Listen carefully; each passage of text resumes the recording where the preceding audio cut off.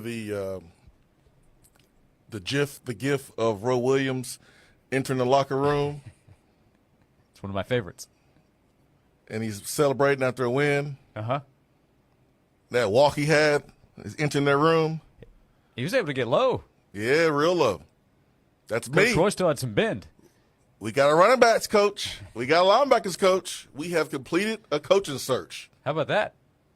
In the nick of time, man. Yeah, in a week or less than that. It's pretty dang good. Yep. Pretty dang good. I like the hires. I like the reasons why we made the hires. I think it is time that we evolve and grow up as college football fans and fans of our team and not need a big name to be hired to be excited, to understand the hire. This is a new college football right now, Josh. I think we have I think we've seen that over the last couple of years, right? The college football is changing. It's different. And I think it's different for us fans and how we look at coaching searches, how we look at coaching hires. The coaches that we thought were home run hires 10 years ago are not home run hires today. The coaches that were listed in the top 5 of 247 and on 3 coaching rankings, that mattered then.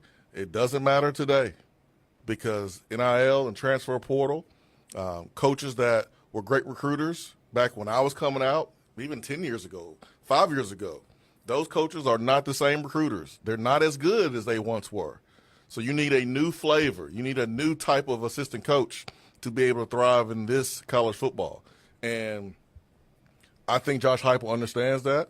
I think Josh Heupel had that in mind when he went out and made these hires. You still need to have the development part. You still got to have coaches that know what they're talking about and making sure the guys are going in the right direction and they're being taught the fundamentals and being taught how to be a better football player. But I like the hires, man. I really do. I don't need a 15-year vet in the SEC. I've seen Tennessee hire those coaches. I've seen Tennessee hire a coach that was really good recruiting 5 years prior at a different school, come here and seem like he forgot how to recruit. I've seen it before. So I don't need that anymore. What I need are coaches that understand how to connect, that understand how to build relationships, that have that burning desire, to have that fire in the pit of their belly, that they're ready to seize the moment and take advantage of the opportunity that they have. Did you see Darrell Sims' tweet the other day? Huh? Did you see it? I did not see his tweet. By the way, the two hires, running backs coach Darrell Sims will replace Jerry Mack, and the new linebackers coach replacing Brian Jean-Marie is William Inge. Sims comes from Cincinnati, had been at Louisville.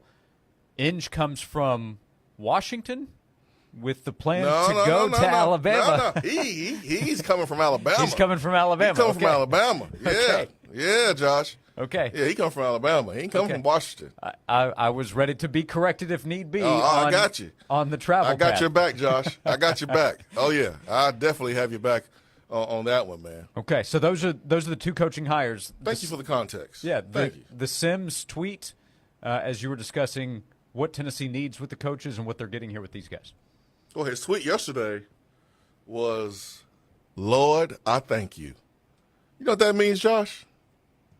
Thankful to be a Vol? This brother has been waiting on this opportunity to be on this stage and coach at this level. And he was a video coordinator and a running backs coach at Carson Newman. That's like high school level. Right. No offense to Carson Newman, but when you have multiple tasks, like a high school coach, where you're the head coach, but you're also the strength conditioning coach, you also are the one lining the field, you're the one raising the money for the Booster Club. You go coach the JV soccer team. Like you're doing everything. Yep. Sims is finally getting this opportunity. He's thankful. He's been grinding all of his life for this opportunity. And he just really got a huge opportunity when he took the job at Louisville. When Scott Satterfield gave him the opportunity to be the running backs coach at Louisville, that was his first Now he gets to coach in the SEC.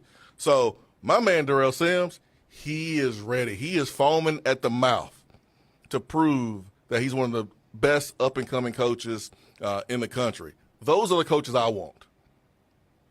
I got Google. I can look him up. I can see his bio. I can see where he's from. I don't need a guy that is a 10, 15-year vet in the SEC. Don't need it. Not today.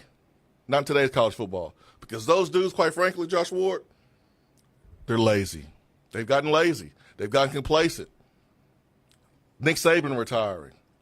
Head coaches and coordinators going to the NFL.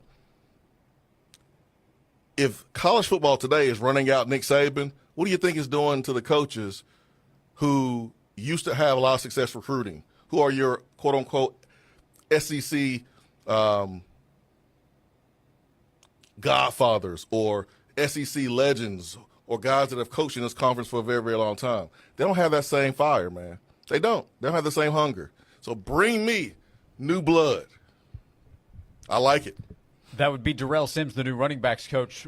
What do you like about William Inge? He's the new linebackers coach from Alabama's program, swapping SEC schools to join Tennessee. I don't have as much to say about Inge as I do Darrell Sims. Inge he's coached around. He's been around. He's coached a lot of different places. But I feel like he finally got a chance to coach on the big stage. And he was part of a national championship caliber team. He coached in the national championship. He was going to go to Alabama. But he said, not so fast, my friend. And he is coming to Tennessee. Things I've heard about him is he's a really, really good coach. I think as a recruiter, I think we will see. Honestly, for Sims, we'll have the same approach. We'll see, because coaching in the SEC is different than coaching anywhere else. And so they both have to prove that they can keep up in this conference recruiting.